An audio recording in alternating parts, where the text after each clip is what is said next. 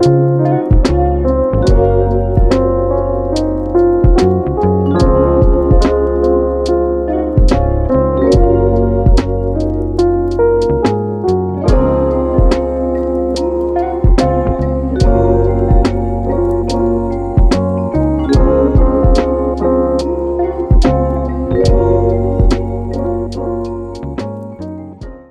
Hannah. It's so nice having you here. Hello. Number one, how did writing Apprentice to the Billion differ from crafting the first book? Because did you feel any pressure to meet the fan expectations? You know what? I think that I think I did it at the very beginning, and then I kind of had a talk with myself, and I was like, I need to like shut myself into a room and not look at. So I kind of made it a point to take like lots of social media breaks. I still tried to keep up with everybody because everybody was posting such nice things and like fan art, which was amazing. But no, I felt like really excited actually too because I loved writing Apprentice to the Villain, and when I was all done, I was like, this is my favorite thing I've ever written, and I just couldn't wait to share it with everybody that enjoyed the first one. Um, and or that was like being introduced to the series for the first time. I think the difference with this one is that with book one, my goal was to make everybody laugh. That was my goal going in with Assistant, and with Apprentice, I thought I had the same goal. Like I was like, my goal is to also make everybody laugh with this one. But I discovered as I was writing it that I think that my goal with this one was more to like make everybody feel something. So whether it was anger or sadness or anxiety or happy, like intense joy, because all those moments exist in this book. So I think that I like it because or I love it rather because, and it was different in that way because it was a kind of a more emotionally driven experience for me and for the characters, I think, because we're expanding on the characters in the second one. So book one is trying to kind of like we're just brushing the surface, and then book two we go much deeper. And it's still so much fun. I like laughed a lot writing it, but I think it was I cried a lot writing it too. That was Okay. probably the biggest difference. A lot of crying, which is not unusual for me actually. Okay. It's pretty like a daily activity. Waters the soul, you know? Any Tuesday. Any Yeah, Tuesday a in my life. normal Tuesday. Yep. Okay. The sequel introduces new points of view such as Rebecca's and the mysterious night. What was your goal in broadening the narrative perspective? So originally, I knew I wanted to add in some more POVs, points of view to this book. Um, and when I was doing it, I had a couple of other characters in the original first draft, with their points of view in. But by the time I got to the end of the book and went back into edit, I realized that those characters didn't have huge arcs in this book. So we kind of kept the POVs to the characters that were having sort of their big arc moment. And I also knew that Evie and the villain were leaving the office quite a bit in this book. But I love the office and I love being at the office. So I also thought this is a great way to touch back to the office, between, you know, the Evie and the villain's adventures outside of it. But also you get a different point of view of somebody that works in the office, and has a different role in the office. And Becky was a lot of fun in general because Becky is she is just so tired of everyone. And I'm like, you're so valid because all she really wants everyone to do is like follow the rules and nobody listens to her, and she's like, I'm just trying to do my job and everybody's making it more difficult for me. um so yeah, it was a lot of fun expanding on the characters. I love side romances, so I'm hinting at a lot of them. It's something I really enjoy, in books when I'm, you know, invested in the main couple, but then I start to like out of nowhere get invested in two other characters. So that was a lot of book two, a lot in book three as well. Okay. Yeah. Perfect. Yeah. The middle books often serves as bridges.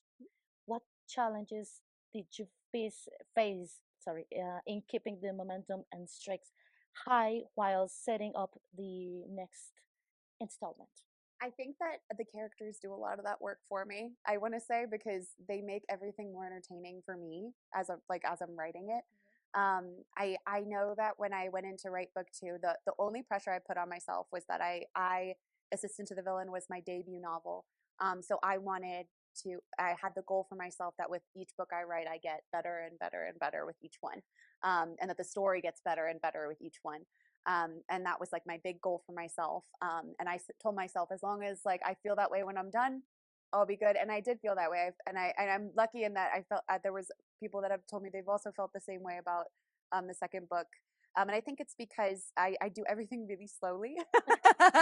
The romance, the characters, like talking about them. So I think the reason I've been able to keep momentum going is because I'm allowing it to evolve at the pace that they're letting it evolve at, and I physically can't get them to do anything I want them to do, so I can't push it past the pace that it wants to go, despite my every effort to. So I think that there's just so much more to the world that I've had in my head.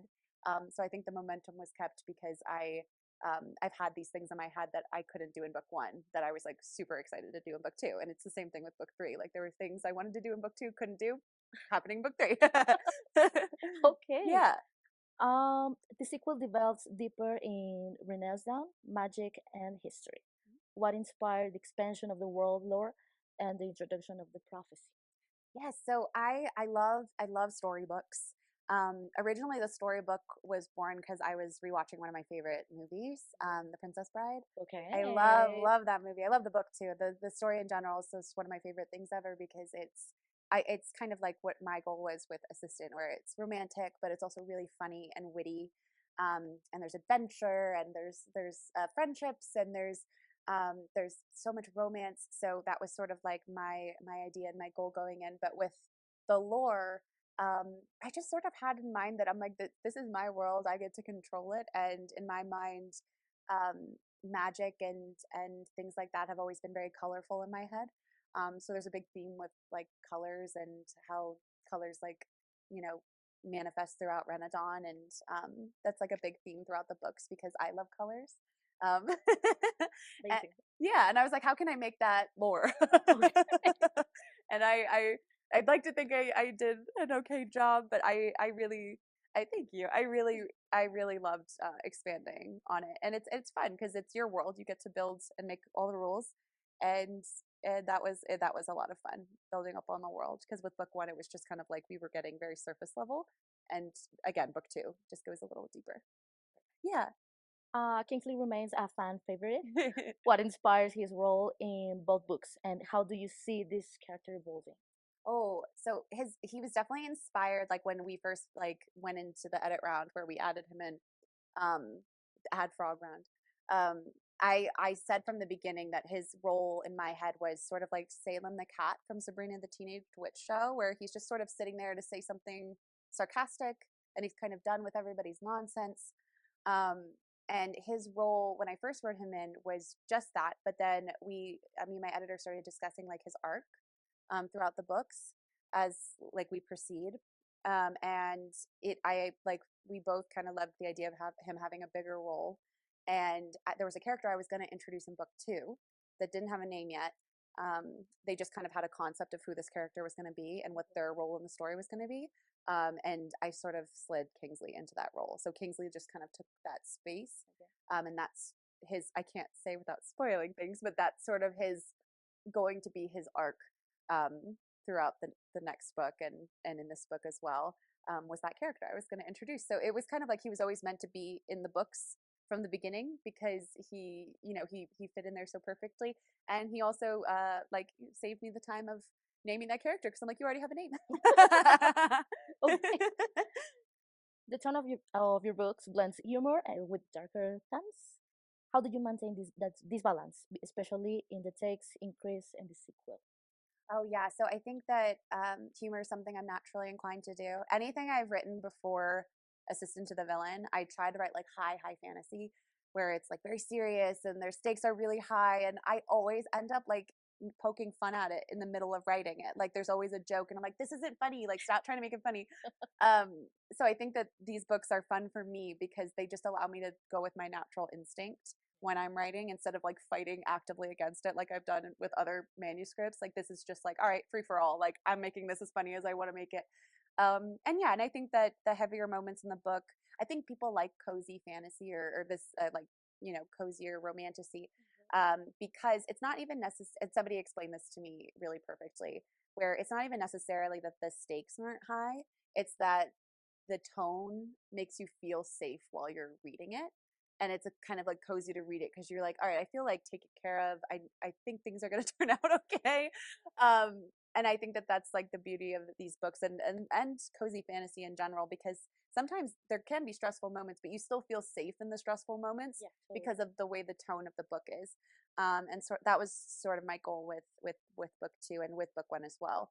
Um, yeah, I think that that's something I struggle with lots of other things when it comes to writing. That's one that comes pretty naturally, which I'm very lucky. Yeah. Book two goes more about complicated family relationships and several characters.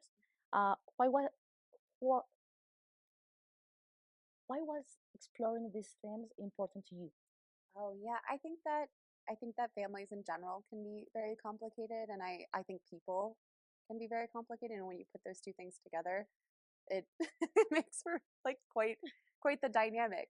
I think for me personally, I have a very very big family, and I love my family, and we're very very very close.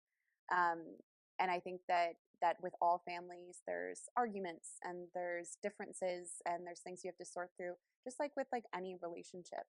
And I think that those things were important for me to explore, just in the sense that I have things that I process through writing, and I process a lot of uh, things that I've been through in life in writing, and that was just something that I'm always inclined to lean towards because I have such a big family, and because it's loud and crazy and wonderful. And it can also be complicated, and that's definitely something I wanted to emphasize in these books, and for these characters especially. Like they I think going into people's families really humanizes characters. It helps you know them better, know where they came from. I was a psychology major in school, so that always interests me, Oh, okay. like where people came from and how like our experiences affect who we are as people. And that's a theme I like to explore, and I think families are a big core of that. So yeah, I love writing about families in general, and all families have a different dynamic. So much Yeah, sense right yeah. now. Okay, and without giving too much away, what can readers expect from book two? Oh, more everything. So more romance, more tension, more like maybe heated moments. Who knows? There's definitely going to be more expansion of the world. We're getting more into the villain's background, like questions that we may have had about the villain might get answered, might not get answered. Expanding on characters that we didn't focus on a whole lot in book two. Like there was a character POV. I won't say who it is because I don't want to spoil it. But there was a character POV I had in book two. I ended up cutting it because it just didn't fit. Um, this character has more POVs in the next book. And I also wrote a character POV the other day that I really didn't know that I'd ever write a POV from this character's perspective. It was the funniest thing I've ever done in my life. I had a really, really good time. It was the most ridiculous thing I've ever written in my life. At the end, I was like, I can't believe I just did that. But okay. Okay, So look forward to some really let it flow. Let it flow. ridiculous moments. Yeah. Amazing. Yeah. We're done with Yeah. the first interview. Okay. So Amazing. Yay. thank Woo. you so much. Oh, thank you so Okay. much.